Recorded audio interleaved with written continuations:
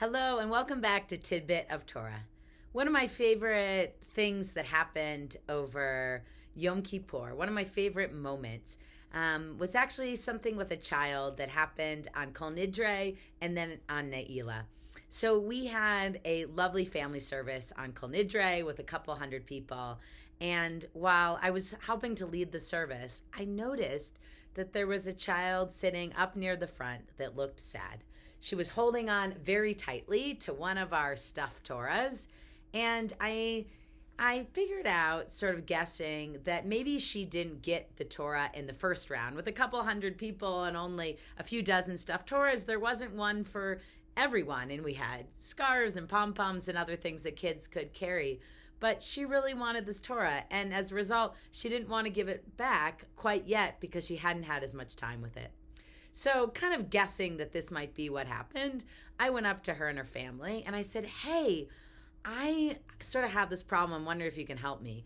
This Torah looks kind of lonely. I'm wondering if you can take it home and spend time with it over Yom Kippur and bring it back to me over Yom Kippur to help give it a little extra love. And she looked at me and said, oh, could I? And then came up to me at the end of Ne'ilah, the last service on the evening of Yom Kippur, and handed me back the Torah with so much love and said, thank you, Rabbi.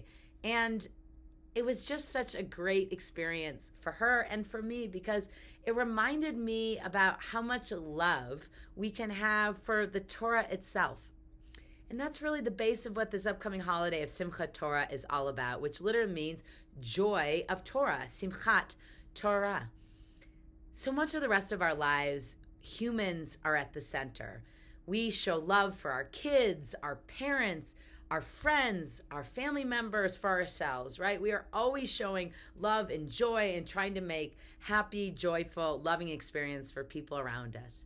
But in Simchat Torah, we take a moment to take a step back and we dance with the Torahs and we put the Torah at the center in all that it represents with learning and tradition and spirituality, our connection to God and becoming.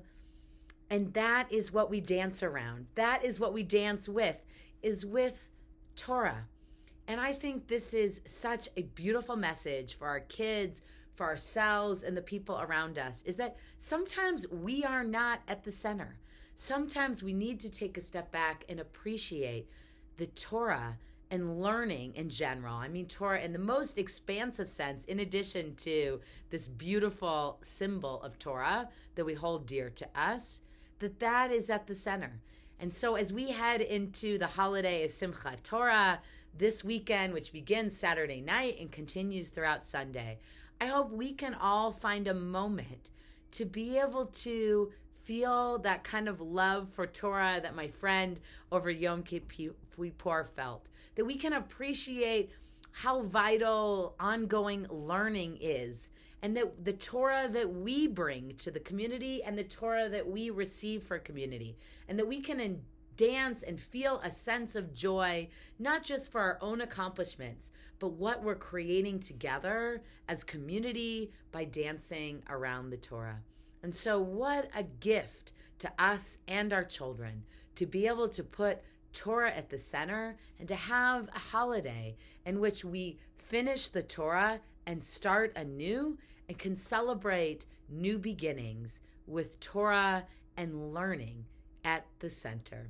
Not because we want a medal, not because we accomplished something, not because we are an honor student or because we are the center of attention, but because the Torah represents all that we are becoming by starting anew, by having finished one entire read through, and by now starting again.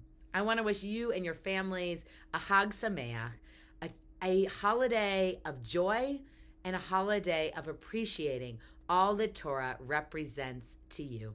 Chag Sameach and Shabbat Shalom.